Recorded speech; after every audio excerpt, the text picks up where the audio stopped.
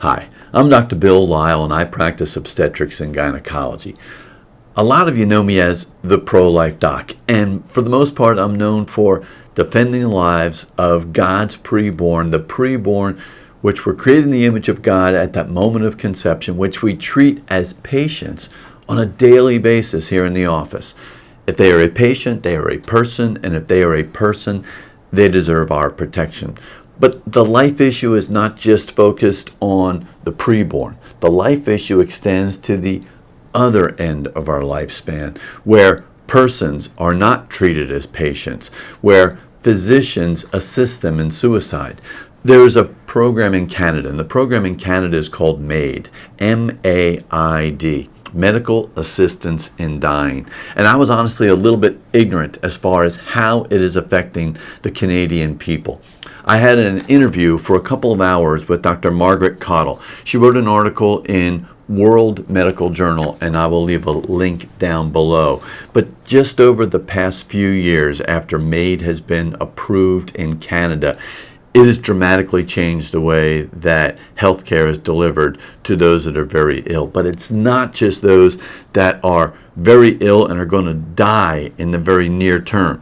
There have been adjustments and changes made to this law where if you are diagnosed with a chronic disease, whether it is osteoarthritis, rheumatoid arthritis, or something that you will need to deal with, if you want to have medical assistance in dying, there's just a 90-day waiting period. And yes, you can have a physician or a nurse practitioner administer the medications for you to die. Well, what kind of numbers are we talking about? Well, from 2018 to 2019, there was a 26% increase in the number of people who died in Canada due to medical assistance in dying. In fact, last year it was the number 9 cause of death of all causes in the country of Canada. 5,631 people died with medical assistance, by a physician or a nurse practitioner. Well, how would 5,631 people in Canada translate to the United States, which is a much larger population? Do we have medical assistance in dying in the United States? Sure, we have physician-assisted suicide in Oregon. And of all the deaths in the state of Oregon, about 0.3% of the deaths are due to physician-assisted suicide. Well, how would 2%, which is what the Canadian number, translate here to the United States? It's 5,000 people are killed in Canada. In the United States, it would be 57,000 people in the United States would die. What's the capacity? Just to give a visualization, what's the capacity of Dodger Stadium in California?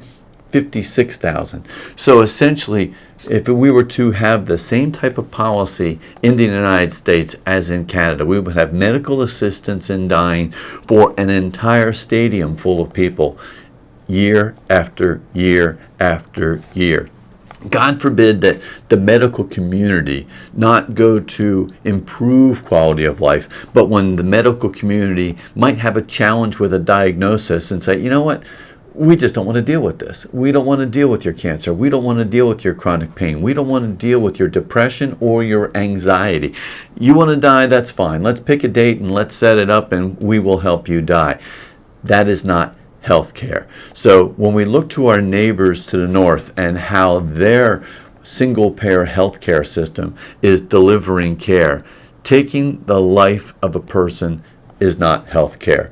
We are created in the image of God at that moment of conception, and life is precious from that time until the time of natural death. The role of a physician is to improve quality of life, to alleviate pain, to alleviate suffering, but not to actively kill somebody. So God bless you. I will put a link to that article down below. If you have any questions, you can contact me through my website, prolifedoc.org, and have a great week.